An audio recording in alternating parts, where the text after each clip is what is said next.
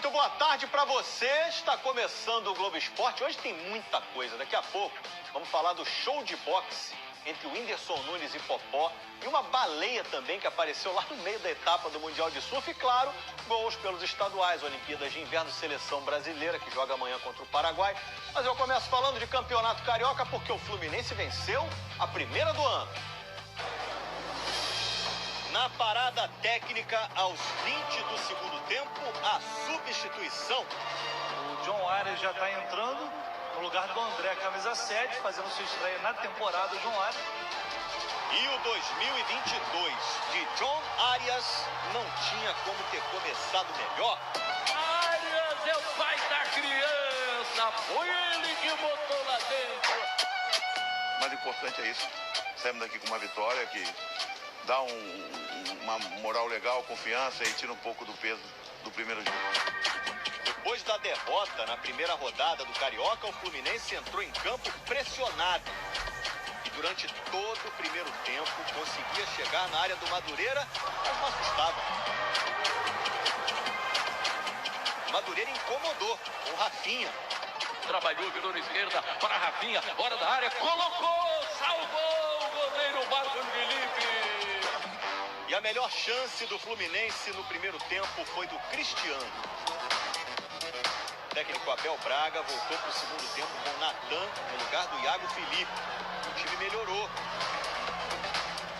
William Bigode quase marcou. No cruzamento do Natan, Bigode parou no goleiro Dida. Pegou Dida! Que defesaço! Aos 20 minutos, o árbitro fez a parada técnica. E quando o jogo voltou, o Fluminense marcou com John Arias, que havia entrado em campo um minuto antes. Aos 22, o ataque arrasador do Fluminense, letal, fatal. Depois do gol, o time continuou pressionando e voltou a ter boas chances. Luiz Henrique bateu bem, obrigou o goleiro Dida a fazer essa ótima defesa. De novo, Luiz Henrique, ótima jogada, passe pro Cano. Mais uma vez o Dida estava lá. O jogo seguiu assim, o Fluminense não conseguiu aumentar, mas chegou a primeira vitória no Carioca. Cada 3, 4 dias são outra história. Vamos continuar trabalhando e confiando em todo mundo. O Flamengo com os garotos venceu uma e empatou outra no Campeonato Carioca, né? Agora é com o time principal. E o treinador da garotada falou sobre quem se destacou nesses dois jogos. Ele fez até sessão de fotos antes da estreia no Campeonato Carioca. A exposição aumentou nessa temporada. Mas, se você ainda não conhece o Fábio Matias... O Fábio Matias é aquele ser humano, primeiramente, né? Que agrega muitos valores na vida pessoal.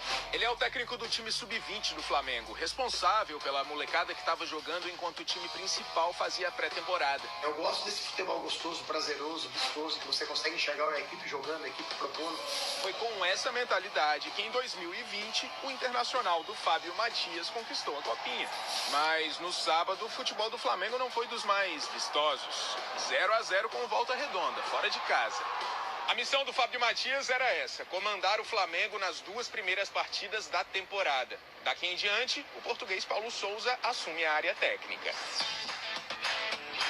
Se o treinador precisar de algum garoto para reforçar o ataque do time principal, o Matheus França já até renovou o contrato na semana passada.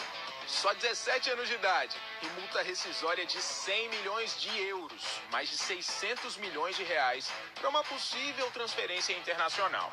Ele joga pouco olhando para a bola, ele visualiza aquele 360, aquele mapa que a gente chama em relação ao campo de jogo. Então isso é uma coisa que ele tem como uma característica dele. O Lázaro é outro, que ganhou moral depois de fazer os 2 gols da vitória na estreia contra a Portuguesa. Ele vai completar 20 anos em março e já teve algumas oportunidades na temporada passada. Quem sabe agora, o Lázaro não consegue se firmar no time principal. O Lázaro é um jogador que tem muito potencial, um jogador de decisão, um jogador que tem uma definição muito grande em relação ao jogo. E faz parte mesmo do processo, alguns às vezes acelerar um pouco mais, alguns reduzirem um pouco a marcha para acelerar novamente. Está em frente a São Januário. Lá o Vasco estreou em São Januário, empatando com Boa Vista. Um pouco decepcionante, né, Ricardo Lai? Como é que tá a situação aí? Tá tudo tranquilo? Segue o jogo? Fala, Escobar, um abraço a você, boa tarde a todos. Segue o jogo, o Vasco vai tentar a primeira vitória do ano em São Januário contra o Nova Iguaçu na próxima quarta-feira. Poderia ter acontecido no último sábado contra o Boa Vista aqui em São Januário.